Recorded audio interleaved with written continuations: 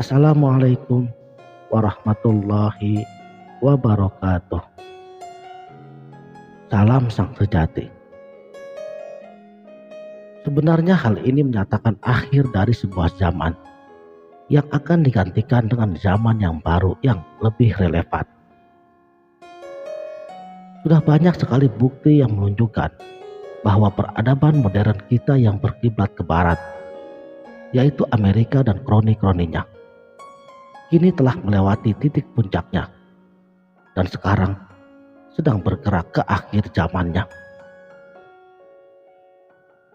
Seperti Rusia dengan aliansi BRICS-nya, kekesalan bangsa Arab, khususnya negara-negara Muslim terhadap arogansi Israel, yang baru-baru ini kembali berkonfrontasi dengan Hamas. Di sisi lainnya, tanda-tanda dimulainya zaman baru juga sudah mulai muncul. Kini, kita sedang menyambut datangnya zaman baru yang lebih tercerahkan dan lebih berkesadaran.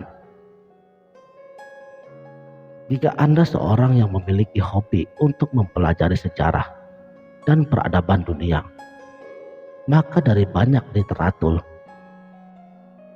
maka akan bertemu bahwa lazimnya sebuah peradaban akan memasuki masa senjanya setelah melewati puncak kejayaannya.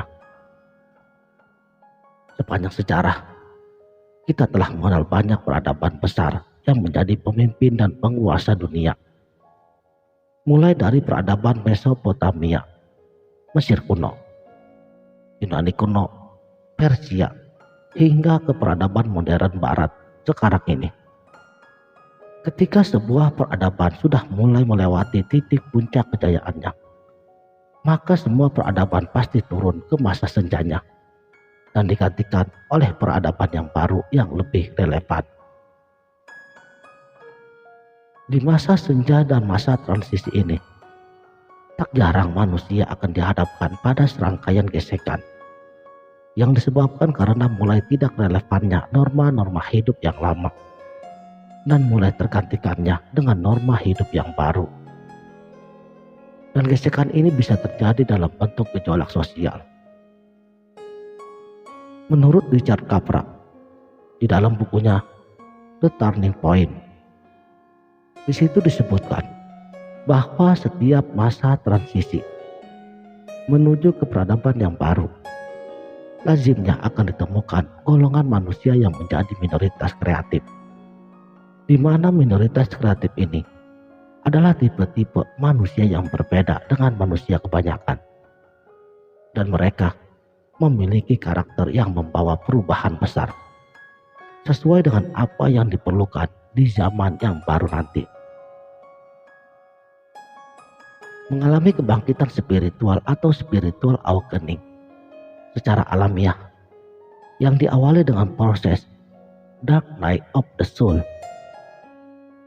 Dan di tengah-tengah masa transisi ini, biasanya ada jenis manusia yang terpilih yang mengemban tugas untuk memimpin umat manusia menuju zaman yang baru ini.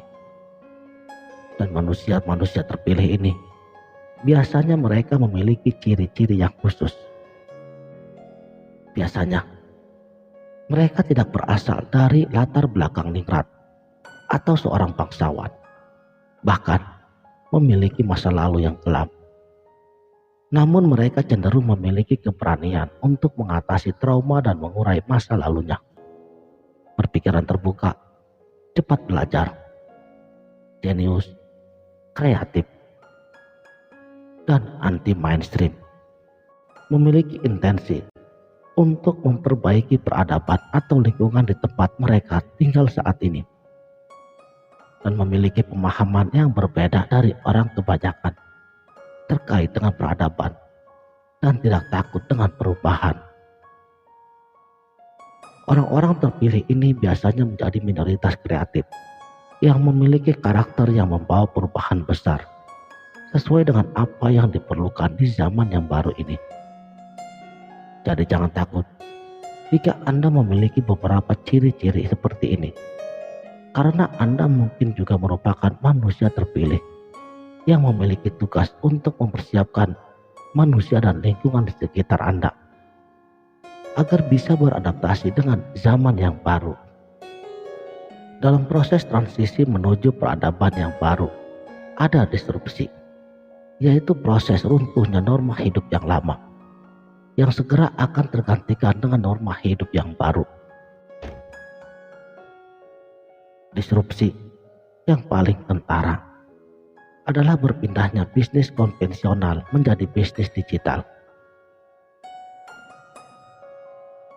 Bagi sebagian orang, disrupsi memang terdengar menakutkan. Tapi bagi mereka-mereka yang terpilih, disrupsi ini disambut dengan ketenangan dan keterbukaan. Hal ini karena mereka paham bahwa disrupsi diperlukan sebagai bentuk keseimbangan alam yang baru.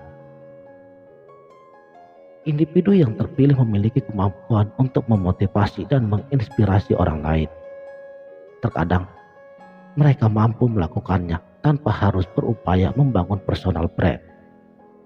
Hanya dengan hidup apa adanya dan melakukan apa yang mereka bisa. Hal ini pun sudah cukup untuk menginspirasi dan memotivasi orang lain. Mereka juga mampu menyembuhkan orang lain tidak hanya secara fisik, namun juga penyembuhan mental dan kejiwaan. Banyak dari mereka yang akhirnya menjadi dokter, psikolog, konselor, ataupun psikiater, agar mereka turut aktif membantu orang lain secara jiwa dan mentalnya. Mereka merupakan tipikal manusia yang sudah mulai tahu siapa dirinya.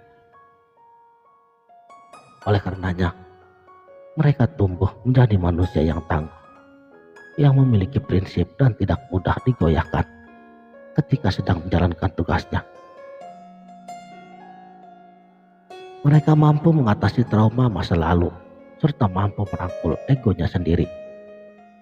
Meski mereka memiliki masa lalu yang berat dan kelam, tetapi mereka mampu mengatasi trauma tersebut dengan baik, bahkan menjadi lebih kuat dibanding manusia kebanyakan.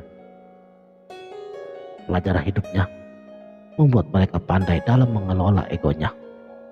Ini bukan berarti mereka tidak punya ego lagi, tetapi mereka cerdas dalam mengelolanya, sehingga mereka jauh dari kepribadian yang egois. Mereka tidak lagi memerlukan validasi atau pengakuan dari sudut pandang orang lain, karena sudah setia mengejar pencapaian dan target mereka tanpa perlu memamerkannya. Mereka mampu untuk mengenali ego mereka dan mengelolanya agar tidak menjadi penguasa atas diri orang lain.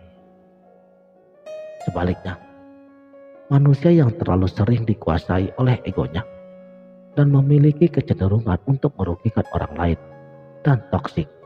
Sedangkan bagi orang yang terpilih, bukanlah orang yang toksik.